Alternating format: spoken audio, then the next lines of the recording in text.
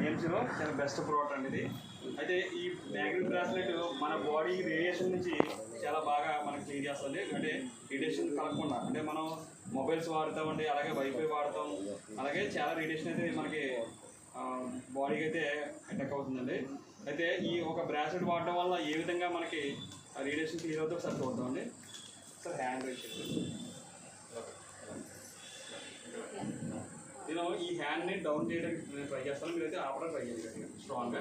అంటే చూడండి, నేను ఆపుతాను, మీరు ఇలా ప్రెస్ చేస్తాను, మీరు దిక్కుండా చూసుకోవాలి. అటు చూడండి, గట్టిగా గట్టిగా